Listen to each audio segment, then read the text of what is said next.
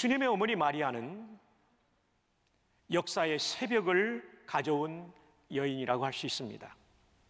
그토록 기다렸던 메시아가 오셔서 신약 시대가 열리는 역사의 새벽을 여는 아주 중요한 역할을 했던 인물입니다.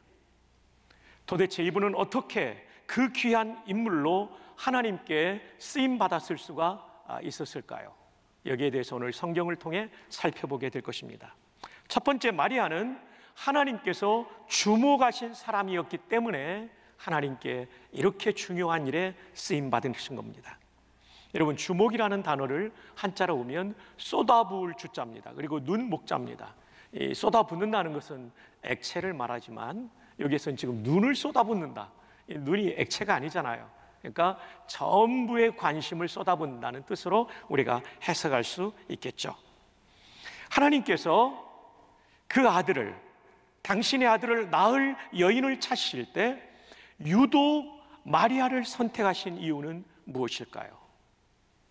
이스라엘의 수많은 여성 중에 왜 마리아였을까요? 왜 그녀를 선택했을까요? 그녀가 살던 곳은 서울이 아니었습니다. 저 북쪽 변방의 나사렛이라는 작은 소도시, 인구가 1000명도 채 되지 않던 그 시대의 작은 도시였죠. 자, 누가복음 1장 26절 함께 한번 읽어볼까요? 시작. 여섯째 달에 천사 가브리엘이 하나님의 보내심을 받아 갈릴리 나사렛이란 동네에 가서 아시는 대로 이스라엘 땅은 남쪽이 유다, 수도 예루살렘이 있는 유다 지방, 그리고 사마리아 지방, 그 위쪽이 갈릴리 지방입니다. 갈릴리 지방은 북쪽의 변방이었고 소외된 지역이었고 그 중에서도 큰 도시가 아닌 작은 도시에 살고 있는 여인을 우리 하나님께서 주목하셨다는 것입니다. 여러분, 우리가 살고 있는 도시가 우리가 쓰임받는가 받지 못하는가를 결정하지 않는다는 소중한 진리를 우리는 여기서 배우게 되는 것이죠. 마리아는 서울 사람이 아니었습니다. 나사렛 사람, 시골 사람이었습니다. 변방의 사람이었습니다. 지금 우리가 살고 있는 부산, 김해, 양산, 창원에 살고 있는 우리들도 얼마든지 하나님의 주목의 대상이 될 수 있다는 사실을 기억하기를 바랍니다. 그녀의 사회적 지위는 어땠을까요? 누가복음 1장 27절을 보면 다 함께요. 시작. 다윗의 자손 요셉이라는 사람과 약혼한 처녀에게 이르니 그 처녀의 이름은 마리아라. 다윗의 자손, 왕가의 후손인 요셉과 약혼을 했다. 그런데 왜 이 다윗의 자손 왕손이 예루살렘에 살지 않고 나사렛에 살고 있었을까요? 그 이유는 몰락한 왕가의 아들이었기 때문에. 한때에는 찬란한 가문이었지만 지금은 몰락한 가문, 누구도 주목하지 않고 알아주지 않는 가문의 아들이 요셉이었고 그 사람과 약혼한 마리아도 사람의 눈에 볼 때는 별 볼 일 없는 사람이었던 거죠. 그런데 사람들은 주목하지 않지만 하나님은 이 여인을 주목하셨습니다. 마리아가 가브리엘 천사의 얘기를 듣고 하나님 말씀에 순종하여 예수님을 잉태하기로 결단한 다음 그는 엘리사벳이라고 하는 친척 집에 가게 됩니다. 그리고 나서 엘리사벳의 환영을 받은 다음에 그 환영의 말 속에 담겨있는 하나님의 인도를 확인한 마리아는 하나님께 놀라운 찬송을 올려드리는 것이 누가복음 1장 후반부에 나옵니다. 오늘 본문의 뒤에 나오는 후문맥이 되는 것이죠. 이 찬송에 보면 마리아의 가정적인 배경, 백그라운드가 어떤지를 알 수가 있어요. 누가복음 1장 48절 그의 여종의 비천함을 돌보셨습니다. 사회적으로 매우 낮은 위치에 있는 여인이었다는 것을 그는 이 찬양 가운데 고백하고 있어요. 그렇지만 보라, 이제 후로는 만세의 날을 복이 있다 일컬으리로다. 앞으로는 그러겠지만 지금 현재 하나님께서 주목하시는 이 상황은 사회적으로 열악한 환경에 있었던 여인이었다는 것이죠. 52절에 권세 있는 자를 그 위에서 내리치셨으며 비천한 자를 높이셨고, 자기 자신이 비천한 자였지만 이렇게 높이셨다는 거죠. 53절에 줄이는 자를 좋은 곳으로 배불리셨으며 먹을 것이 제대로 없는 가난한 가정의 딸이었다는 것을 암시해주고 있는 것입니다. 마리아는 이렇게 비천했고 가난한 인생이었습니다. 그럼에도 불구하고 하나님은 이 마리아를 주목하셨습니다. 하나님은 왜 마리아를 주목하셨을까요? 그리고 당신의 아들을 이 땅에 보내시는 통로로서 이 여인을 사용하셨을까요? 매우 중요한 질문이죠. 이 질문에 대한 대답을 역대하 16장 9절에서 찾아볼 수 있겠습니다. 자, 역대하 16장 9절을 함께 읽어주십시오. 시작. 여호와의 눈은 온 땅을 두루 감찰하사 전심으로 자기에게 향하는 자들을 위하여 능력을 베푸시나니. 여호와의 눈은 온 땅을 두루 감찰하사. 이 얘기는 전 지구상에 있는 사람들을 지금도 하나님은 살펴보신다는 것입니다. 오늘 이 본당에 앉아서 예배드리는 여러분의 마음을 하나님이 살펴보십니다. 영상으로 집에서 예배드리고 있는 여러분의 마음을 하나님이 살펴보십니다. 어떤 점을요? 전심으로 자기에게 향하는 자들이 있는가? 온 마음을 쏟아부으며 하나님을 경배하는 사람이 있는가? 하나님을 신뢰하는 사람이 있는가? 그런 사람이 있다면 하나님은 그런 자들을 위하여 능력을 베풀어 주신다라고 말씀합니다. 마리아가 수많은 이스라엘의 젊은 여성 가운데 하나님의 주목을 받았던 이유는 바로 여기에 있었습니다. 수많은 젊은 여성이 이스라엘 땅에 가득 차 있었지만 하나님은 그 사람들 중에서 마리아에게 주목하셨습니다. 왜냐하면 전심으로 하나님을 향하는 마음을, 믿음을 가졌기 때문이죠. 전심으로 자기에게 향하는 자들, 이것을 제가 영어 번역 성경 몇 개를 연결해서 한번 소개해 드리겠습니다. NASB 성경에 보면 New American Standard Bible이라는 번역 성경에 보면 가장 원어에 가까운 번역이라고 그러죠. 그 마음이 완전히 하나님의 것이 된 사람들. 이게 무슨 말입니까? 자기 마음이 자기 게 아니라는 거예요. 누구 거예요? 하나님 것. 하나님의 통치를 받고 있는 마음을 가진 사람들, 이게 전심으로 하나님에게 향하는 사람이에요. 마음이 하나님에게 점령당한 사람들, 이 사람들이 전심으로 하나님을 향하는 사람들이에요. 오늘도 하나님은 내 마음을 내 뜻대로 좌지우지하는 사람이 아니라 하나님께 점령당한 사람들을 주목하시고 역사의 무대에 들어서시는 줄로 믿습니다. 저와 여러분의 마음이 하나님의 것이 될 수 있기를, 하나님의 소유가 될 수 있기를, 하나님께 점령될 수 있기를 주님의 이름으로 축복합니다. 그러면 하나님이 주목하실 거예요. 그 다음 킹 제임스 버전 흠정역 번역에 보면 그 마음이 완벽히 하나님을 향하는 사람들, 어떠한 상황 속에서도 환경을 보지 않고 하나님을 바라보는 사람들.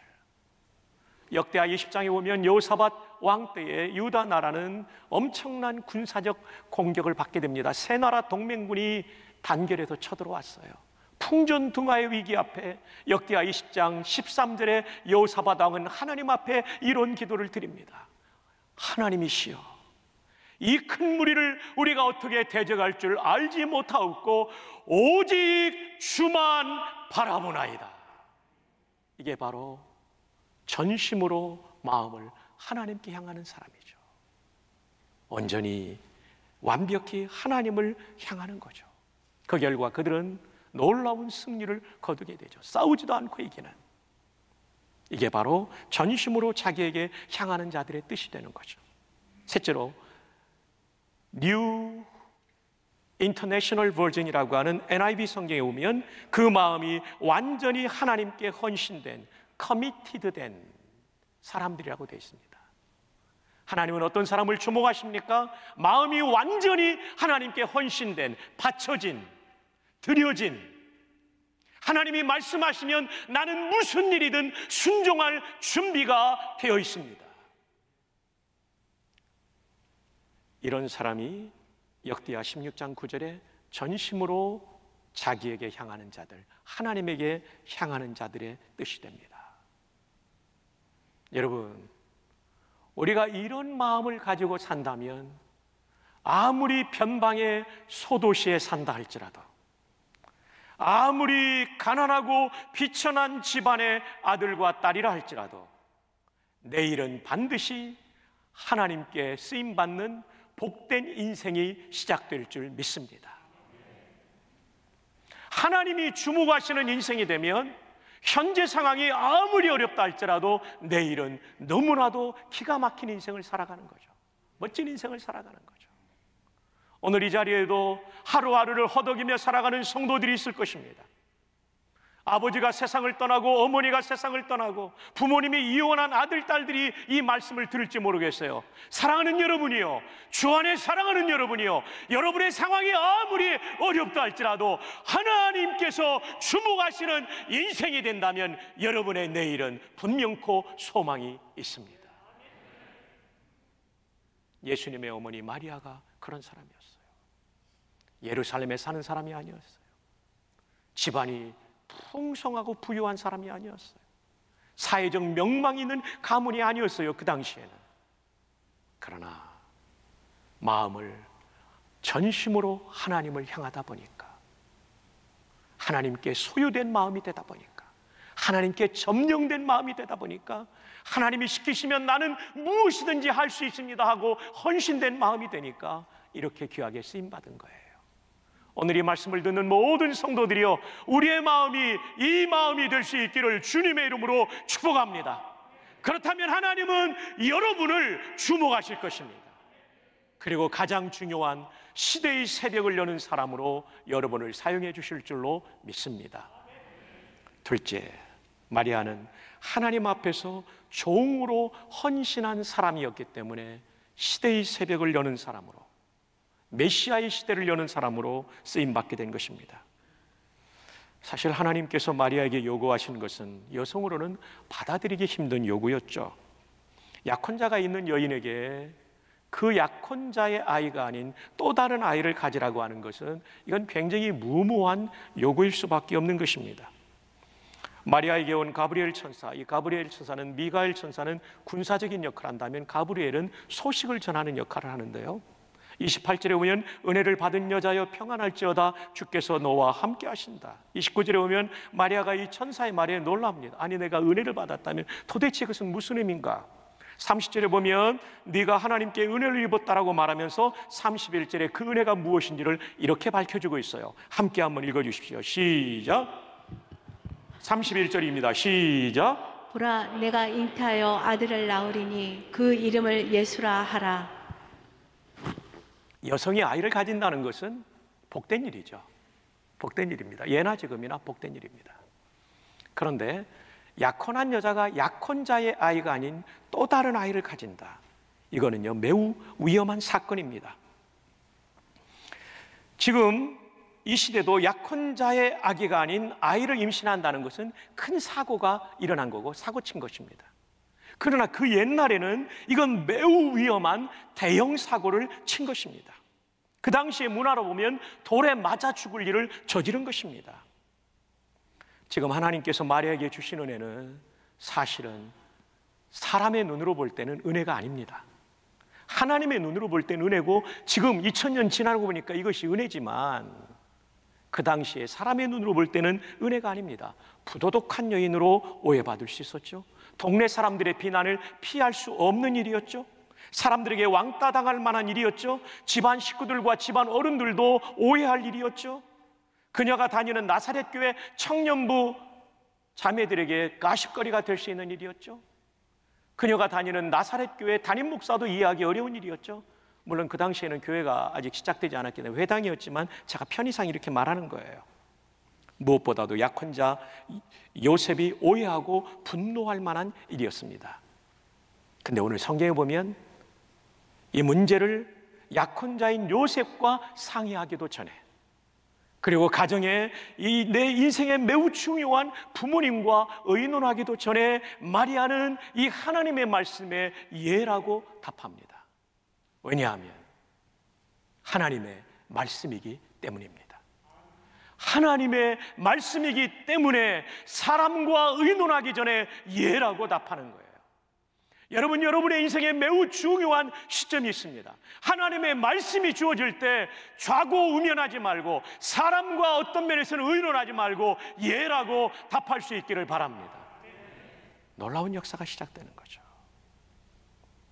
천사가 그녀에게 전해준 말을 살펴봅시다. 누가복음 1장 32절과 33절, 우리 다 함께 누가복음 1장 32절로 33절을 읽습니다. 시작. 그가 근자가 되고 지극히 높으신 이의 아들이라 일컬어질 것이요 주 하나님께서 그 조상 다윗의 왕위를 그에게 주시리니 영원히 야곱의 집을 왕으로 다스리실 것이며 그 나라가 무궁하리라. 예, 마리아가 받은 메시지는 무엇입니까? 네가 낳을 아들은 큰 자가 위대한 분이 될 것이다. 지극히 높으신 이 하나님을 가리키죠. 하나님의 아들이라 일컬어질 것이다. 또 그 조상 다윗의 왕위를 그에게 주시리니 사무엘하 7장 12절로 16절에 나오는 다윗의 언약, 메시아는 다윗의 후손으로 온다는 메시아의 언약이 성취될 것이다. 그리고 영원히 야곱의 집 이스라엘을 다스릴 것이다.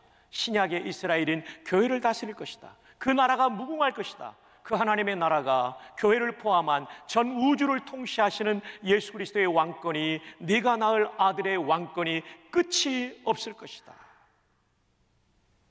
메시아 예언이죠. 마리아가 그 순간 이 말씀을 얼마나 이해했는지는 천국 가서 물어봐야 되겠습니다만은, 그런데 마리아는 이 말씀에 순종하죠. 근데 마리아의 마음속에 이런 질문이 생겨요. 아이를 가지려면 성관계를 통해서 아이가 임신되는 것인데 저는 사내를 알지 못합니다. 이 알지 못한다는 얘기는 완곡한 표현으로 성관계를 맺지 않은 내가 어떻게 아이를 가질 수 있습니까? 라고 말합니다.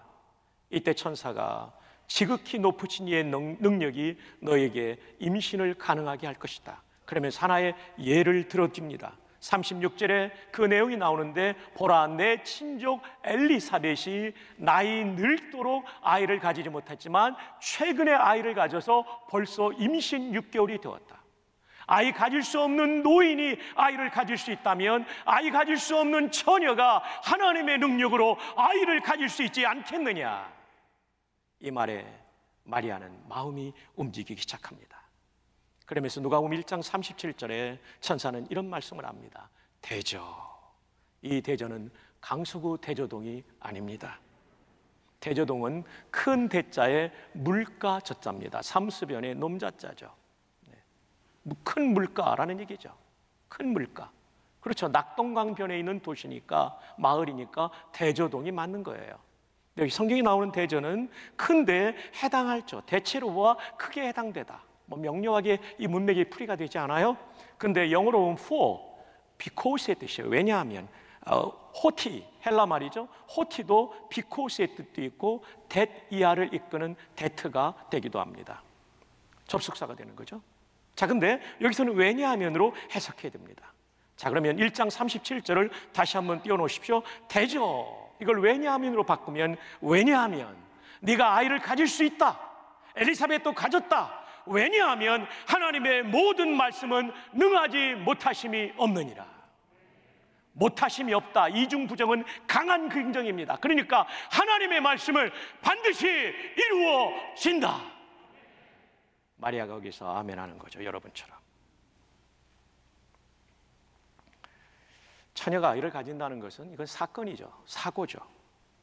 인생이 너무나 중요한 일이기 때문에 마리아는 잠깐만요 생각 좀 해보고요. 이럴 수 있지만 그러지 않았어요. 바로 말씀대로 이루시다. 아니 잠깐만요, 이거 부모님하고 좀 의논해야 되겠는데, 그러지 않았어요. 바로 순종했어요. 잠깐만요, 이해 당사자가 있습니다. 요셉하고는 의논해야 되지 않습니까? 그러지 않습니다. 마리아의 순종이 귀한 것은 자기가 잃어버릴 것이 많은 상황 중에 순종했다는 것입니다. 즉 신실하게 살아온 자신의 신앙과 도덕성이 오해를 받을 수 있고 명예가 추락될 수 있는 상황에도 순종했다는 것입니다.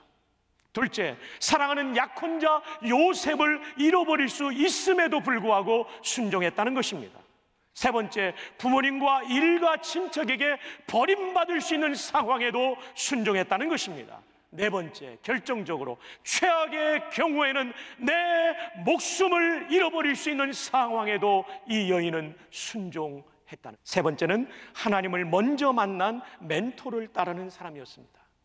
여러분, 하나님께 쓰임받는 사람들이 절대로 독불장군은 없습니다. 먼저는 하나님을 만났고 그 하나님이 주신 은혜가 뭐냐면 멘토를 만나는 복을 주신 거예요.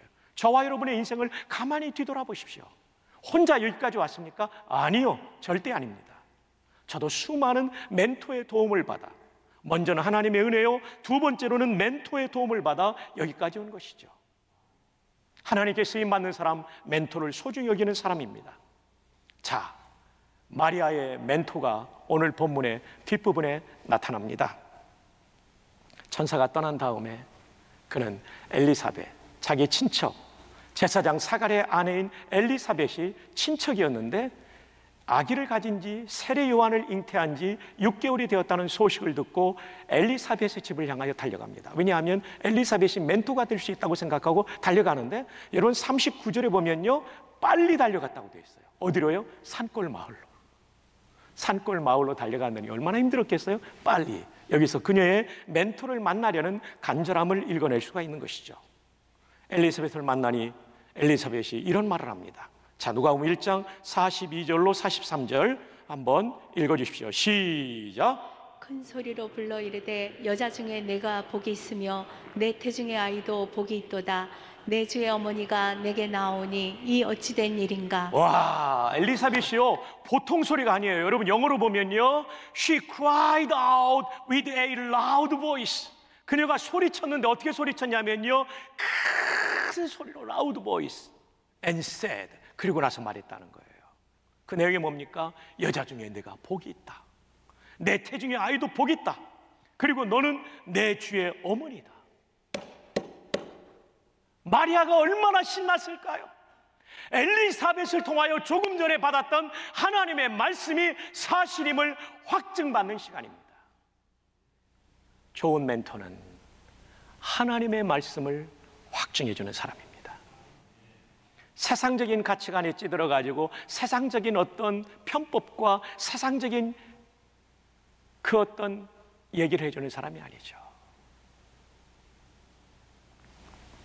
하나님의 말씀을 들려주는 사람이죠. 하나님의 말씀을 들려주는 거죠. 그러면서 45절에 이렇게 말합니다. 주께서 하신 말씀이 반드시 이루어지리라고 믿은 그 여자, 누구예요? 마리아에게 복이 있도다. 마리아는 어떻게 메시아의 오심을 위한 통로라고 하는 그 귀한 일에 쓰임을 받았을까요? 어떻게 그녀는 역사의 새벽을 여는 인물로 쓰임받았을까요? 첫째, 그녀는 하나님께서 주목하신 사람입니다. 서울 사람이 아닙니다. 좋은 집안의 딸도 아닙니다. 그러나 전심으로 하나님을 향하니까 하나님이 주목하시고 그를 발탁하여 쓰신 것입니다. 둘째, 그녀는 하나님 앞에서 종으로 헌신한 사람이었어요. 자기 숭배하지 마십시오. 하나님을 경배하십시오. 하나님 앞에 순종하십시오. 하나님의 종이 되십시오. 기가 막히게 하나님이 쓰실 줄로 믿습니다. 마지막 셋째, 그녀는 하나님을 먼저 만난 멘토를 따라간 사람이었어요. 엘리사벳을 만나 신앙의 확증을 얻고 그녀는 승리할 수 있었던 것입니다. 이렇게 될 때 우리도 쓰임받습니다. 오늘 우리도 이런 헌신의 삶을 살면서 덧없는 인생, 올 한 해도 이렇게 훌쩍 지나가고 말았어요. 언젠가 우리도 이 세상을 훌쩍 떠날 날이 올 덧없는 인생을 살아가고 있는데, 덧없는 인생이 아니라 의미 있는 인생으로 이렇게 살 때 살아가게 될 것인데, 이런 은혜가 함께하기를 주님의 이름으로 축복합니다.